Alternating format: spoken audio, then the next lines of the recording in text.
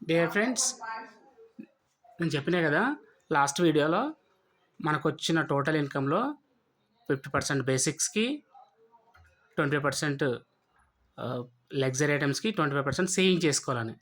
మనం 20% సేవింగ్ చేసుకున్న దాంట్లో ఎక్కడ ఇన్వెస్ట్ చేసుకుంటే, ఎలా ఇన్వెస్ట్ చేసుకుంటే మనకు మంచి రిటర్న్స్ వస్తాయి, మనం సేవింగ్ చేసుకున్న అమౌంట్ మన కోసం ఎలా పనిచేయాలి, నేను ఇప్పుడు ఈ వీడియోలో చెప్పబోతున్నాను.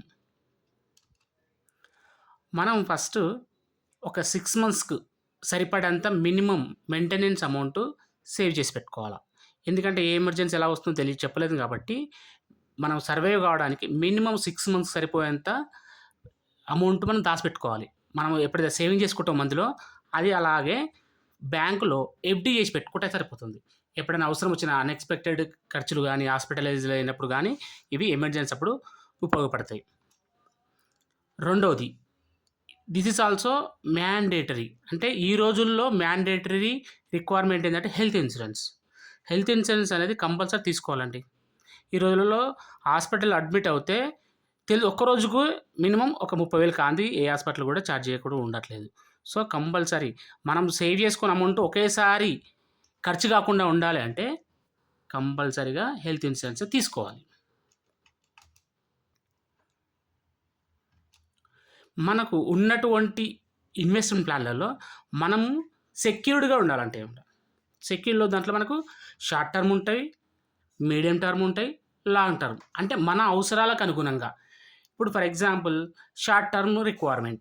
షార్ట్ టర్మ్ అంటే మనకు ఎల్ఐసీలు పే చేయాలి, కార్ ఇన్సూరెన్స్ పే చేయాలి, ఇన్సూరెన్స్ ప్రీమియం పే చేయాలి, హెల్త్ ఇన్సూరెన్స్ కానీ, టర్మ్ ఇన్సూరెన్స్ కానీ. అలాంటప్పుడు మనకు అమౌంట్ ఒకేసారి ఇయర్ ఎండింగ్ పెద్ద అమౌంట్ అంటే బర్డెన్ అవుతుంది కదా. అలా అని కాకుండా మనం ఎవ్రీ మంత్ ఒక ఆర్‌డి పెట్టుకున్నామండి. ఫర్ ఎగ్జాంపుల్ నేను 35,000 ఇన్సూరెన్స్ పే చేయాలి. ఒకేసారి నాకు 35,000 పే చేయాలంటే బర్డెన్. నేను చేస్తాను ఎవ్రీ మంత్ ఒక 3,000 ఆర్‌డి పెట్టుకుంటాను. ఆర్‌డి పెట్టుకుంటే నాకు ఆర్‌డిలో ఏంటంటే 12 నెలలు, ఒక 12 మంత్స్ పెట్టుకుంటాను. షార్ట్ టర్మ్ అంటే 12 మంత్స్. 12 36,000 అవుతుంది. 36,000 ప్లస్ ఇంట్రెస్ట్ కలిసి వస్తుంది.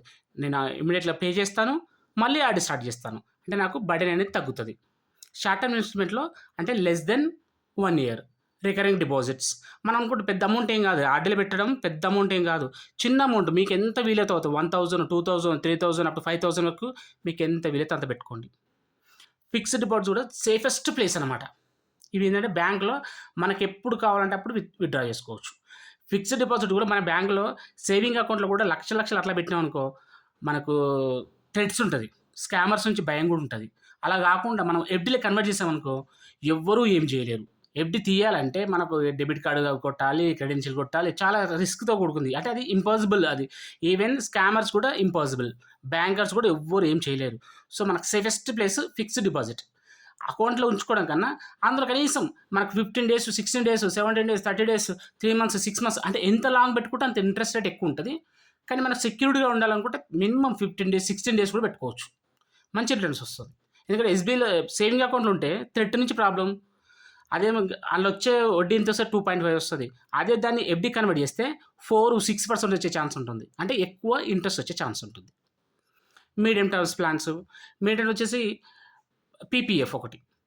పీపీఎఫ్ అనేది ఈపీఎఫ్ అనేది ఎంప్లాయీ ప్రావిడెంట్ ఫండ్. పీపీఎఫ్ అనేది పబ్లిక్ ఎవరైనా ఓపెన్ చేసుకోవచ్చండి. ఇంక్లూడింగ్ చిన్న పిల్లలతో సహా ఓపెన్ చేసుకోవచ్చు. కాకపోతే గార్డియన్ ఉంటారు. 18 వచ్చిన వాళ్ళకైతేనేమో వాళ్ళంతా వాళ్ళు సొంతంగా ఓపెన్ చేసుకుంటారు. 15 ఇయర్స్ లాకింగ్ పీరియడ్ ఇది. మనకు కావాలనుకుంటే 7 ఇయర్స్ తర్వాత 50% తీసుకోవచ్చు. మంచి 8% ఉంటుంది. సెంట్రల్ గవర్నమెంట్ నుంచి డిసైడ్ అవుతుంది. చాలా బాగుంటుంది ఇది. ఎన్ఎస్‌సి ఒకటి. NSC national saving certificates. మనకు 5, 6 ఇయర్స్‌కి 5 ఇయర్స్ ఉంటుంది లాకింగ్ పీరియడ్. మంచి రిటర్న్ ఉంటుంది. సెక్యూర్డ్. పోస్ట్ ఆఫీస్‌లలో తీసుకోవచ్చు. బ్యాంక్‌లలో కూడా తీసుకోవచ్చు. ఎస్ఎస్‌వై మనకు అమ్మాయిలు ఉన్నవాళ్ళు అంటే ఆడపిల్లలు ఉన్న తల్లిదండ్రులకు మంచి ఉపయోగపడింది. ఎందుకంటే ఏ బ్యాంక్‌లో పెట్టినా గానీ మనకొచ్చే ఇంట్రెస్ట్ కన్నా అంటే నువ్వు ఒక టెన్యూర్‌లో పెడితే 5 ఇయర్స్, 10 ఇయర్స్ పెట్టిన ఇంట్రెస్ట్ కన్నా 1% ఎక్స్‌ట్రా వస్తది. ఎ వాళ్ళంటారు ఎన్ని లక్షలు వస్తాయి, అన్ని లక్షలు అంటే ఇవ్వరు ఊరికే. డబ్బులు ఎవరికీ ఊరికే రావు. మనం పెట్టిన ఇన్వెస్ట్‌మెంట్‌లు బ్యాంకుల కన్నా, ఎఫ్‌డీల కన్నా మన ఎన్ఎస్‌సీలు, పీపీఎఫ్‌ల కన్నా కూడా 1% ఎక్స్‌ట్రా ఇస్తున్నాడు. సో మనకిది ఆడపిల్లలు ఉన్న తల్లిదండ్రులకు చాలా ఉపయోగమైనది. ఇది 12 ఇయర్స్ లోపే తీసుకోవాలి. నెక్స్ట్ వచ్చేసి పోస్ట్ ఆఫీస్ సేవింగ్స్ డిపాజిట్స్. ఈ పోస్ట్ ఆఫీస్ సేవింగ్ డిపాజిట్ కూడా చాలా మంచివి. మనకంటే సెక్యూర్డ్‌వి ఇందాక ఇప్పుడు షార్ట్ టర్మ్ ఆ రికరెంట్ డిపాజిట్ కానీ, ఫిక్స్డ్ డిపాజిట్ కానీ, ఈ మీడియంటర్ కానీ సెక్యూర్డ్ అలాంటి ఎలాంటి రిస్క్ లేనివి మనకు మంచి రిటర్న్ వస్తుంది. లాంగ్ టర్మ్ డిపాజిట్స్ అంటే లాంగ్ టర్మ్ అనేది అంటే more than 5 years, 10 years above. ఇదేంటంటే share market related based on your risk profile. Share market related అనగానే అమ్మ నాకు షేర్ మార్కెట్ గురించి ఎలాంటి నాలెడ్జ్ లేదు, ఎక్కడ పెట్టాలి, ఎలా పెట్టాలి, నాకు ఏం తెలియదు అంటే ఎలాంటి నాలెడ్జ్ లేకున్నా పర్వాలేదు. మనకి ఒక మధ్యలో డిపాజిటరీ పార్టిసిపెంట్ అనేవాళ్ళు మధ్యలో మీడియేటర్ అని ఉంటాడు. మనం మ్యూచువల్ ఫండ్ పెట్టుకున్నా ఎస్ఐపి ఫస్ట్ ఒకటి ఎస్ఐపి ఇది ఎంత లాంగ్ టర్మ్ పెట్టుకుంటే మంచి రిటర్న్స్ ఉన్నాయి. ఏ కంపెనీ తీసుకున్నా మంచి రిటర్న్స్ ఉన్నాయి. నువ్వు ఐసిఐసిఐ తీసుకోండి, ఎస్బీఐ తీసుకోండి, ఏదైనా తీసుకోండి. సిస్టమేటిక్ ఎస్ఐపి అంటే సిస్టమేటిక్ ఇన్వెస్ట్మెంట్ ప్లాన్ అంటే నథింగ్ బట్ ఆర్డీ లాంటిదే. కాకపోతే long term depend on market condition. Up down ఉంటుంది. మార్కెట్ అనేది ఎప్పుడు అప్లో ఉండదు, ఎప్పుడు డౌన్లో ఉండదు. అప్ డౌన్ ఉంటుంది, కానీ over a period of time అప్లోకే వెళ్తుంది. సో మంచి ఇప్పటివరకు మనకు పాత హిస్టరీ అంతా చూసుకుంటే మాత్రం మంచి రిటర్న్స్ ఇచ్చినాయి అంటే లాంగ్ టర్మ్లో ఎస్ఐపి ఒకటండి. తక్కువ అమౌంట్ అంటే నెలకు 5,000 సంపాదించే వాళ్ళు కూడా నుంచి 1,00,000 సంపాదించే వాళ్ళు కూడా 2,00,000, 3,00,000 సంపాదించే వాళ్ళు కూడా పెట్టుకోవచ్చు. చాలా సింపుల్, ఈజియెస్ట్ మెథడ్. మనం ఎలాంటి రిస్క్ లేదు, మనకు స్టాక్ మార్కెట్ నాలెడ్జ్ అవసరం లేదు. మన తరఫున ఒక మీడియేటర్ డిపి అనే పార్టిసిపేట్ ఉంటాడు, మన కోసం ఇన్వెస్ట్ చేస్తాడు. వాళ్ళకి లైట్ ఇంత కమిషన్ తీసుకుంటారు.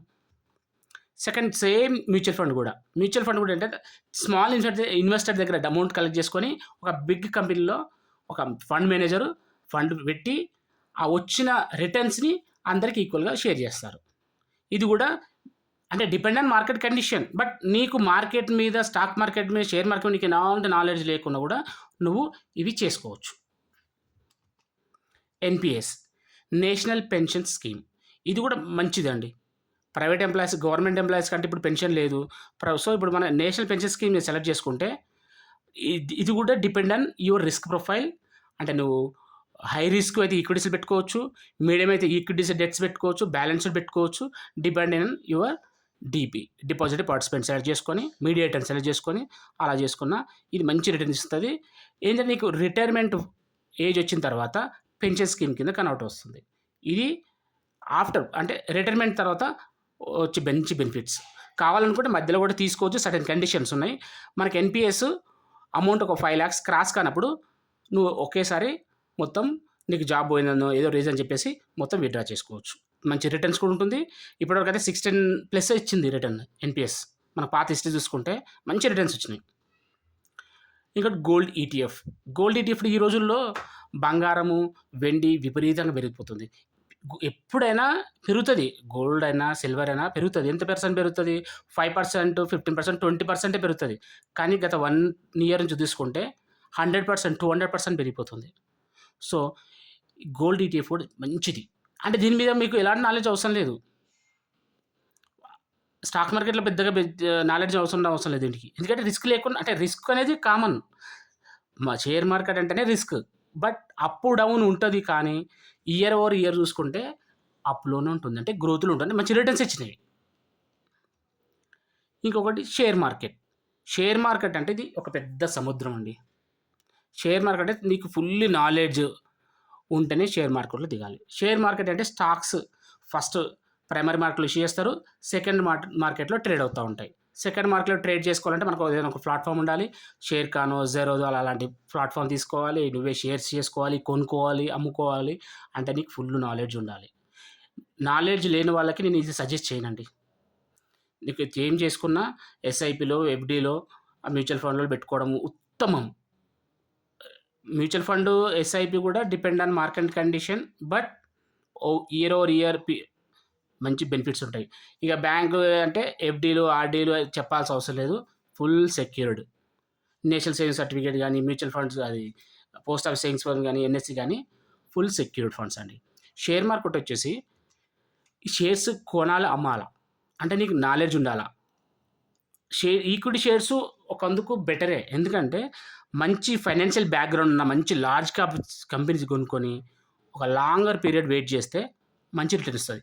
ఆ మంచి క్యాపిటల్ ఉన్న కంపెనీలో మంచి ఇంకా డివిడెండ్ ఇచ్చే కంపెనీ సెలెక్ట్ చేసుకుని అనుకో, ఎవ్రీ హాఫ్ ఇయర్లీ ఎంతో కొంత డివిడెండ్ వస్తుంది. పర్ షేర్కి 20 రూపీస్, 30 రూపీస్ ఇచ్చే కంపెనీలు కూడా ఉన్నాయండి. మంచి మంచి అంటే బ్యాక్‌గ్రౌండ్ ఉన్న ఫైనాన్షియల్ స్ట్రాంగ్ ఉన్నాయి. లార్జ్ క్యాప్ సెలెక్ట్ చేసుకోవాలి. చిన్న చిన్న టినీస్ చేసుకుంటే అవి ఎప్పుడు స్టాక్ మార్కెట్‌కి పోతదో తెలవదు. ఎప్పుడు డీలిస్టింగ్ అయ్యేదో తెలవదు. అయి ఎలాంటి పైసలు వచ్చో కూడా సంబంధం కష్టమే ఉంటది. కానీ మంచి లార్జ్ క్యాప్ ఇవి మంచి ఫైనాన్షియల్ స్ట్రాంగ్ ఉన్న కంపెనీస్ తీసుకుంటే మీకు over a period of time మంచి రిటర్న్ ఉంటుంది. మధ్యలో డివిడెండ్ వస్తుంది. కాకపోతే నాలెడ్జ్ ఉండాలండి ఇది. స్టాక్ మార్కెట్ మీద నాలెడ్జ్ ఉన్న వాళ్ళకి నేను సజెస్ట్ చేయను. ఒకవేళ స్టాక్ మార్కెట్‌లో అంతంత నాలెడ్జ్ ఉందంటే కూడా ఈక్విటీస్ వరకు అయితే ఓకే. ఈక్విటీస్ ఏందంటే నీకు సర్టెన్ లిమిట్ ఏమి ఉండదు. ఇప్పుడు లాస్ వచ్చిందనుకో ఉంచుకుంటే over period of time profit వస్తది. ఇప్పుడు కాకుండా 5 ఇయర్స్‌కో, 10 ఇయర్స్‌కో, 15 ఇయర్స్‌కో మంచి బెనిఫిట్స్ వస్తాయి. మీకు ఫైనాన్స్ మీద ఇంకోటి ఆప్షన్ ట్రేడింగ్ అండి. ఇది నథింగ్ బట్ గ్యాంబ్లింగ్. గ్యాంబ్లింగ్ అంటే ఇక అది చిత్తుబొత్తు అంటారు చూసినావా? బొత్తు పడితే వస్తది. లేక వస్తే డబల్ పోతే మొత్తం పోతది. చాలా డేంజర్ ఇది. ఇది ఫుల్ నాలెడ్జ్ ఉన్న వాళ్ళకి అంటే 100కి 90 మంది లాస్ అవుతారండి. 5 మెంబర్స్‌కే ప్రాఫిట్ వస్తది. 10 మంది పెట్టారంటే 9 మంది వసూలు చేసి ఓన్‌కి ఇస్తారు అంతే. ఇది చాలా డేంజరు. కాకపోతే షార్ట్ టర్మ్‌లో ఎక్కువ సంపాదించొచ్చు. 10 టైమ్స్ 200 టైమ్స్ కూడా వచ్చే ఛాన్సెస్ ఉన్నాయి. 1,00,000 పెడితే 10,00,000 వచ్చే ఛాన్సెస్ కూడా ఉంటుంది. కానీ రిస్క్ కూడా ఆ రేంజ్‌లో ఉంటుంది. అంటే వస్తే రావచ్చు, పోతే మొత్తం పోవచ్చు. నాకు ఈ రూ. 1,00,000 ఎలాంటి అవసరం లేదు. హుండీలో తిరుపతి హుండీలో ఏసినా దేవుడి దయ వస్తే మంచిగా వస్తే లక్కు లేకపోతే అంటే పెట్టుకోండి. వస్తే 1,00,000కు 2,00,000, 3,00,000, 5,00,000, 10,00,000 కూడా వస్తది. కానీ పోతే ఆ 1,00,000 కూడా పోతది.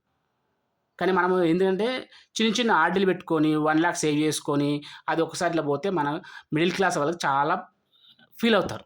ఎందుకంటే అంత పెద్ద అమౌంట్ ఒకసారి పోతే సో అలాంటప్పుడు నేను అసలు ఈ స్టాక్ మార్కెట్, షేర్ మార్కెట్ అనేది ఫుల్ నాలెడ్జ్ లేని చేయొద్దు అంటాను. అందులో ఈక్విటీ వరకు అయితే ఒక వరకు ఓకే. కానీ ఆప్షన్ ట్రేడింగ్ మాత్రం చేయకూడదండి. మన ఇండియన్ మార్కెట్ ఎంత అనాలిసిస్ చేసినా ఎంత ఎక్స్‌పర్ట్ అరే నేను తోపుని అనుకున్నాడు కూడా తలకిందులనేవి చాలా సందర్భాలున్నాయి. ఇంకా మనకు బయట అనార్గనైజ్డ్ సెక్టార్స్ ఉంటాయి. ఏది చిట్టీలేసుకోవడము, లేదంటే ప్రైవేట్ చిట్ ఫండ్. చిట్టీలేసుకోవచ్చు. చిట్టీలేసుకుంటే ఆడు ఎప్పుడు ఎత్తుతాడో, ఎప్పుడు తీస్తాడో తెలీదు. సో, అవి రిస్కే. పోనీ రిజిస్టర్డ్ చిట్ ఫండ్‌లో ఏసుకుందామంటే ఏసుకునేటప్పుడు జాగ్రత్త బానే ఉంటుంది. ఎలాంటి సెక్యూరిటీ ఇయ్యడు మనకు గాని. తీసుకునేటప్పుడు మాత్రం గవర్నమెంట్ ఎంప్లాయీ ఉండాలి. ఇంకో 2, 3 సెక్యూరిటీ ఉండాలి. అదంతా పెట్టడానికి ఈ రోజుల్లో షూరిటీ ఇయ్యడం అంటే చాలా తలకు మించిన కష్టము. అలాంటివి నేను సజెస్ట్ చేయను. ఏమున్నా మనకు ఉన్న బెస్ట్ ప్లాన్స్ షార్ట్ టర్మ్ అయితే ఆర్‌డీ, ఎఫ్‌డీలు, సెక్యూరిటీస్‌లో కొంచెం మీడియం టర్మ్ అంటే మన పీపీఎఫ్‌లు, ఎన్ఎస్‌ఈలు, ఎస్ఎస్‌వైలు అవి కూడా ప్లస్ షేర్ మార్కెట్‌లో వర్క్ చేసి థర్డ్ పార్టీ ఆర్గనైజ్డ్ అంటే డీపీ. దాంట్లో వచ్చేసి ఎస్ఐపీసు, మ్యూచువల్ ఫండ్స్, ఎన్‌పీఎస్‌లు ఇలాంటివి పెట్టుకోండి. ఇక షేర్ మార్కెట్ ఎంతో కొంత నాలెడ్జ్ ఉన్న వాళ్ళైతే ఈక్విటీ జోలి వరకే వెళ్ళొచ్చండి. అంతే. ఇక ఆ తర్వాత మాత్రం ఆప్షన్ అయితే అది ఇంపాసిబుల్ చేయకూడదు ఉత్తమం. ఇక అది నాకు అవసరం లేదు. ఈ మనీ మనీతో నాకు ఎలాంటి అవసరం లేదు. వేస్ట్ అయినా పర్లేదు. పోతే పోనీ వస్తలేదు అనుకున్నోళ్ళు మాత్రమే ఇన్వెస్ట్ చేయండి. దిస్ ఈజ్ షార్ట్ టర్మ్ అంటే మిడిల్ క్లాస్ వాళ్ళకి ఉపయోగపడేటువంటి బెస్ట్ ఇన్వెస్ట్‌మెంట్ ప్లాన్స్ అండి. Please subscribe my channel and like and comment. Request if any specific topic if you want, I will make for based on your request. Thank you.